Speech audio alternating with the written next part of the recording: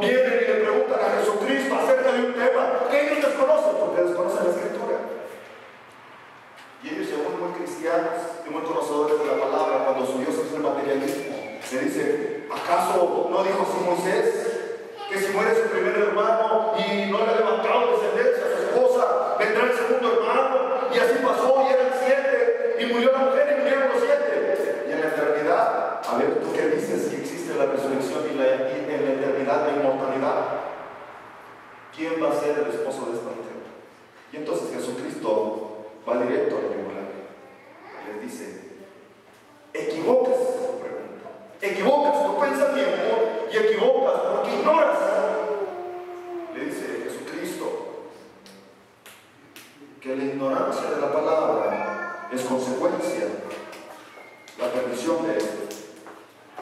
Cuando encontramos en el versículo 29 que les dice: erráis ignorando las Escrituras y el poder de Dios, es necesario que el creyente tenga como prioridad buscar la respuesta de Dios en su vida, buscar el propósito de Dios en su vida.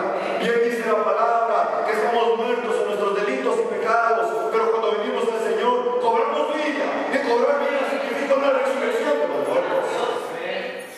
El creyente es un tipo de Jesucristo, y el creyente ha resucitado, ha venido de muerte a vida y vida eterna. Cuando nosotros encontramos la respuesta de Jesucristo, habla del creyente que necesita conocer la palabra de Dios, necesita atesorar la palabra de Dios, necesita expresarse, como lo hizo el salmista en determinado momento: oh, cuánto amo tu ley y me deleito en ella cada día. Que así deba ser la prioridad de cada creyente, conocer el propósito de Dios para su vida. Jesucristo lo estaba planteando en su respuesta al inicio. En segundo lugar, Jesús les dice que están equivocados porque ignoran el poder de Dios. Ignorar el poder de Dios trae por consecuencia una falta de entendimiento en su propósito y la capacidad ilimitada de Dios para obrar en nuestra vida. Muchas veces nosotros tenemos nuestro pensamiento y nuestra confianza puesta en nuestras posibilidades. Si bien es cierto, tenemos que planear, no podemos improvisar nuestra vida, no podemos improvisar nuestro trabajo, no podemos improvisar nuestra vida. Imagínense ustedes si la vida de cada persona fuera improvisada. 10, 15 años de estudios que llevamos desde preescolar hasta la universidad o preparatoria o secundaria, lo que usted lograra estudiar, si usted no necesitara estudiar eso, su vida sería una improvisación. Imagínense que usted no supiera leer y escribir, usted no supiera sumar y restar. Estamos hablando de lo más básico. Vamos a pensar que usted no supiera, no sé, se me ocurre dividir, algo un poquito más complicado, que usted no supiera hacer oraciones, que usted le diera lo mismo decir sí, que tal vez, que para usted las palabras no tuvieran significado. Jesucristo está haciendo una reflexión a los saduceos de ese tiempo, pero no solamente estaban presentes los saduceos, sino dice la palabra aquí, el Mateo, que también había entre ellos unos fariseos, cuando leemos el versículo 34. Pero yo estoy enfocándome en la respuesta de Jesús. Y entonces Jesucristo les dice que ignorar el poder de Dios trae como consecuencia falta de entendimiento del propósito de Él. Pero en segundo lugar, trae falta de conocer la capacidad ilimitada de Él para obrar en nuestra vida. Algunas veces nosotros nos confiamos de lo que tenemos, nos confiamos de lo que ganamos, nos confiamos de lo que recibimos o de lo que podemos hacer o de nuestra capacidad. Pero dice la palabra de Dios, el Señor le dice a Pablo: porque en tu debilidad mi poder se perfecciona en ti. Gloria a Dios. Jesucristo les estaba haciendo ver a los saduceos que no importaba cuántas riquezas tuvieran, que no importaba cuántas posesiones tuvieran, no importaba qué situación política o qué posición tan destacada estuvieran atravesando, simplemente eso no era suficiente para gozar de la vida eterna y de la resurrección. Ellos no entendían que el propósito de Dios era vida eterna para la humanidad. Jesucristo les hace ver claramente que estas dos observaciones que les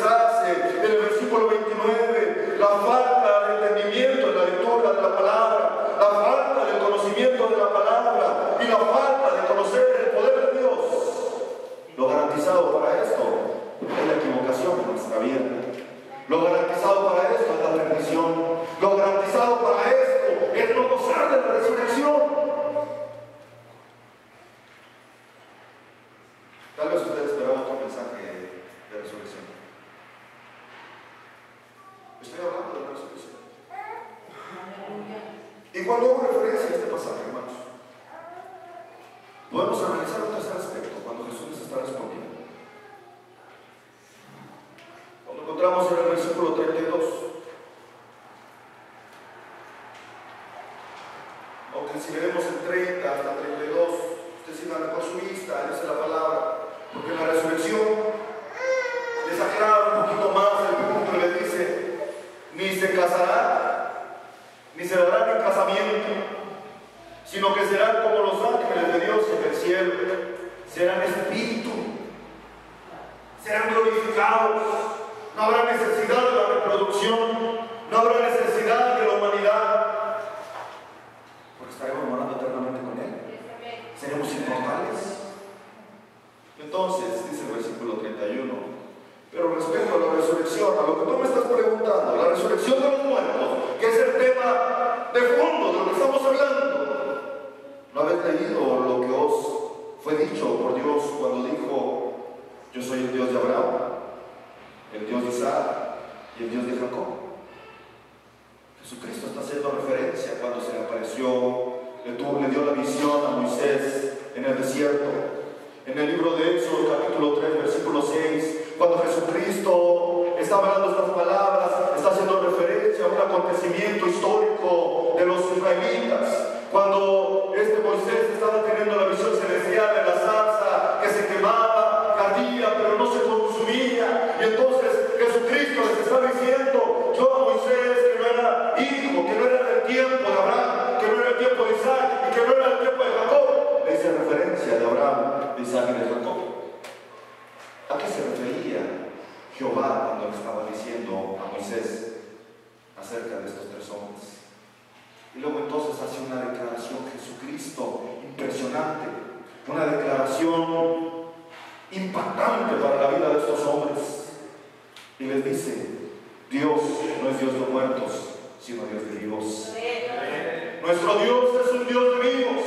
Y usted preguntará: ¿qué tiene que ver Abraham, Isaac y Jacob con el Dios de vivos? Jesucristo les está haciendo una referencia de que Abraham, Isaac y Jacob están morando eternamente delante de la presencia del Padre, y que ellos gozarán de la resurrección. Jesucristo está hablando de la resurrección y aún no ha muerto y no ha resucitado. Yo estoy bien emocionado con esto.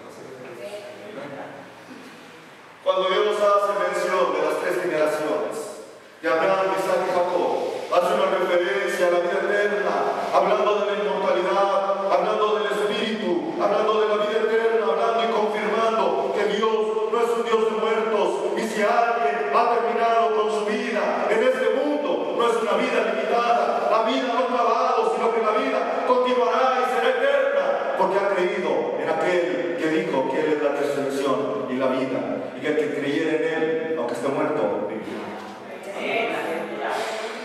Yo creí que iba a gritar amén, de Dios.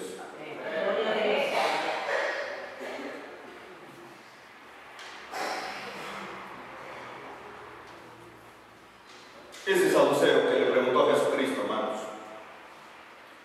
terminó impactado, terminó zarandeado, terminó sacudido, terminó con las ideas sacudidas, derrumbándose todo argumento de altivez que tenía en su vida. Este varón pudo haberse levantado como un justo, como un fiel, como una persona que conocía la ley, como una persona que conocía la palabra, como una persona que había sido escribano, pero que no tenía una relación personal con Jesucristo, que tenía por Dios algo material, que su prioridad era hacer riquezas en este mundo, porque pensaba que esta vida terminaría cuando Él diera el último suspiro. Pero la palabra de Dios le aseguró, le dijo Él, que hay vida después de la muerte. Hay una verdadera vida en Jesucristo. Cuando recibimos la vida eterna de parte de Él, seremos verdaderamente libres.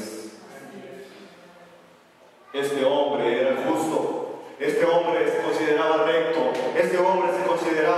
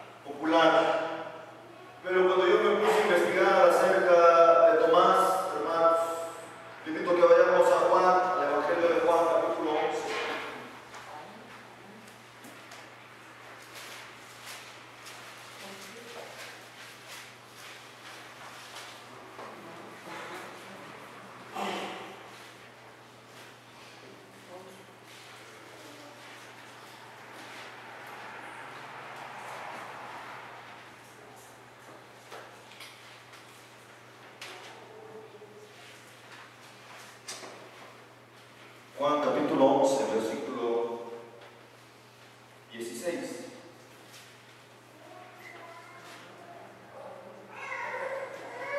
Aunque le estoy metiendo en una historia que no habla de la resurrección, quiero dar un pequeño perfil, como lo dicen los socios, quiero dar un pequeño perfil o panorama de la vida de Tomás. Para empezar, el nombre de este discípulo, el verdadero nombre no era Tomás, posiblemente su verdadero nombre era Judas. Y cuando leemos en la palabra, Tomás era una persona aguda, era una persona crítica, era una persona científica, una persona analítica, una persona que todo tenía que salir cuadradito, que todo tenía que funcionar conforme a sus pensamientos. Tomás era una persona que pensaba 2 más 2 es 4, pero Jesucristo decía 2 más 2 da 5. Y él decía, no conviene, no funciona, así no es la lógica. Tomás siempre le buscaba una explicación a todo. Tomás hasta cierto punto a veces era hasta pesimista, pero también era fiel, era comprometido. Tomás era un creyente que sabía comprometerse, era una persona entregada, pero como Tomás era una persona que amaba a Jesucristo. Creemos incluso que este Tomás, Judas, era hermano de Jesús. Yo ahorita le doy la cita porque digo esto. Fuera hijo de María. Cuando analizamos el nombre de Tomás, hermanos, Tomás en arameo significa gemelo. La palabra en arameo es tauma, que significa Tomás, en la expresión latinizada para nosotros. Tauma significa gemelo en arameo. Y cuando la palabra de Dios habla de Tomás, a usted se va a dar cuenta ahorita que estemos analizando esta palabra que dice Tomás, el Dídimo. Y entonces yo me di la tarea de investigar qué era el Dídimo. Y me sorprendí. Porque sé lo que es un celote y sé lo que es un iscariote, pero no sabía lo que era el Dídimo. Y cuando analizamos lo que significa Dídimo, Dídimo en griego significa gemelo. Es lo mismo que tauma. Tauma y Dídimo significa gemelo. Y entonces cuando la palabra de Dios dice Tomás el Dídimo, está diciendo algo así como el mudo que no habla. ¿Qué nos está diciendo de él? Pues que era el gemelo o que era el mellizo. Hay una expresión hacia Tomás donde se refiere que solamente él era la persona que tenía un hermano.